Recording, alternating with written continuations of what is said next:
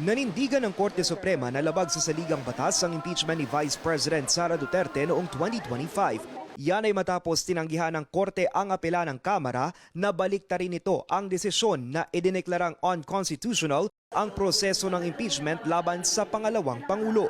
Unanimous ang desisyon. It was denied with finality and the court said that no further pleadings will be entertained. Iginiit ng Korte Suprema na labag sa one-year bar rule ang impeachment complaint na ipinasa ng Kamara sa Senado noong February 5, 2025. Ito ang probisyon sa konstitusyon na nagbabawal na magkaroon ng higit isang impeachment complaint laban sa isang opisyal sa loob ng isang taon. Paliwanag ng SC, maituturing na raw kasing initiated o sinimulan na ang impeachment sa tatlong naunang reklamong inihain laban sa bise. Nang lumipas ang 10 session days na hindi inilalagay sa order of business ang mga ito. Session days as used in Article 11, Section 3, Subsection 2, or for purposes of the first mode of initiating an impeachment complaint, does not mean legislative session days. A session day for purposes of Article 11 in the Constitution was given its plain and ordinary sense, which the court interprets to mean a calendar day in which the House of Representatives holds a plenary session. Maituturing rin daw na initiated ang proseso kahit walang articles of impeachment na maisumite ang Kamara sa Senado kapag nag-adjourn o nagsara na ang sesyon. Ibig sabihin dapat maaksyonan ng isang impeachment complaint bago mag-adjourn sine die ang Kongreso kung saan ito inihain.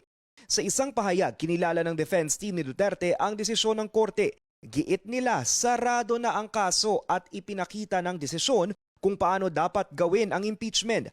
Kinilala rin ng Kamara ang desisyon. Ayon kay House Speaker Bogie D, mahalaga ang pag-iingat sa proseso ng impeachment sa pagpapanagot ng mga matataas na opisyal ng pamahalaan. Giit naman ni ML Party List Representative Laila de Lima na miyembro dapat ng House Prosecution Team sa naudlot na paglilitis, walang nalinis na pangalan dahil base lang ang desisyon ng Korte sa teknikalidad. Una nang sinabi ng Korte Suprema na kahit labag sa konstitusyon ang proseso ng impeachment ni Duterte, hindi nangangahulugang absuelto na siya sa mga paratang laban sa kanya. Iginiit nito na pwede pa ring maghain ng bagong impeachment complaint laban kay Duterte simula February 6 o sa susunod na linggo matapos ang one-year bar rule. Giit na Makabayan Bloc sa Kamara, handa na silang maghain ng bagong reklamo laban sa bise. Anila dapat pa ring matugunan ang mga batayan ng impeachment ni Duterte noong 2025, kabilang ang umunoy paglabag sa konstitusyon at pagtataksil sa tiwala ng publiko. Sinusulong po natin ang panawagan ng taong bayan, lahat ng sangkot dapat managot. Magsimula tayo sa pinakatuktok, sa presidente at sa vice-presidente.